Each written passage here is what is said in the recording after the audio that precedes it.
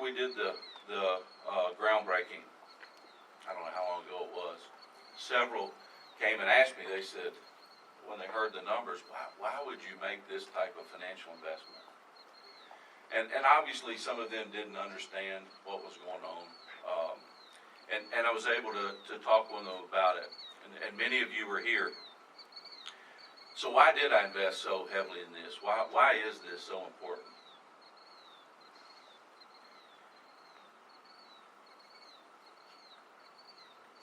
You know, when I came out of prison,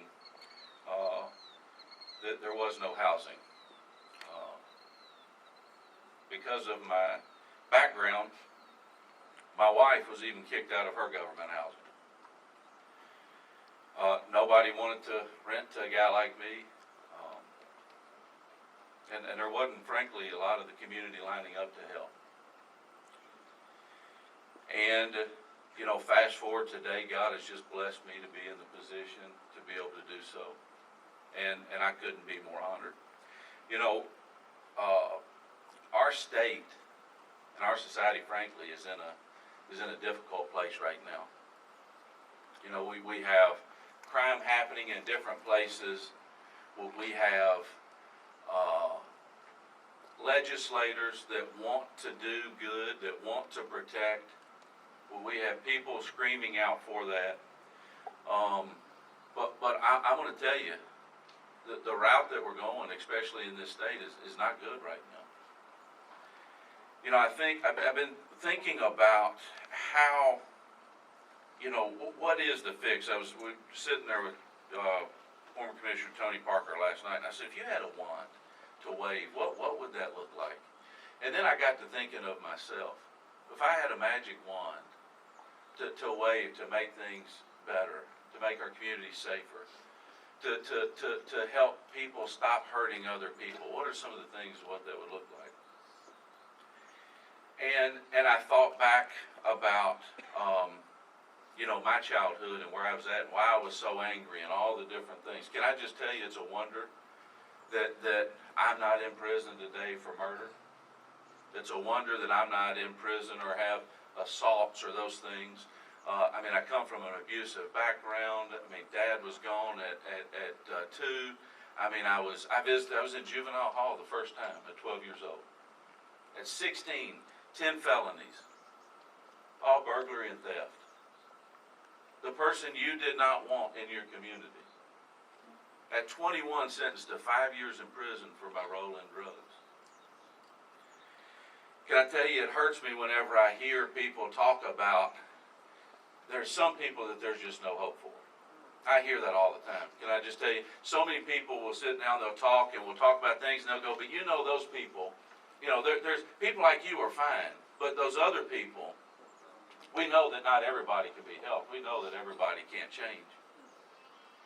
Can I just tell you, for me, it just,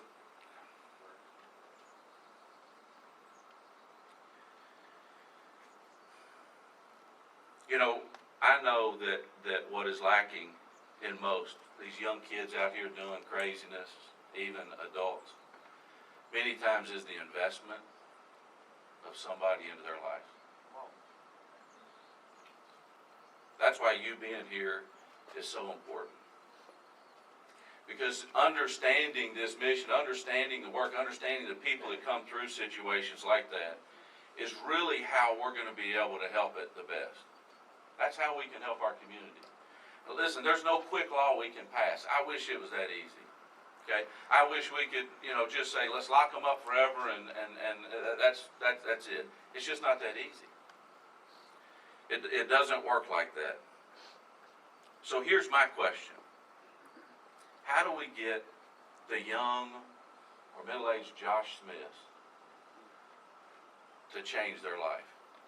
What happened with me? What made the difference? I could go into a lot of things, but first I'd say God. God turned my life around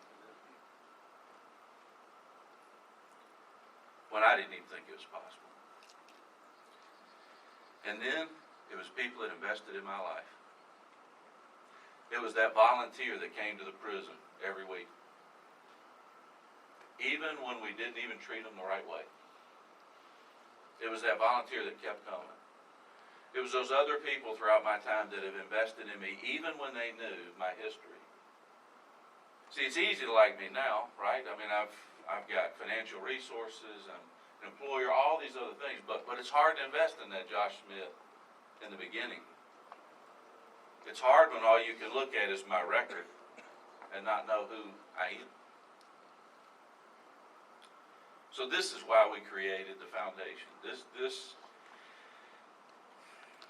is why my wife and I have invested so heavily in it, and why Lisa and so many others, Commissioner Helton, would say I'm bullish about it, because I am. And I'm going to be relentless.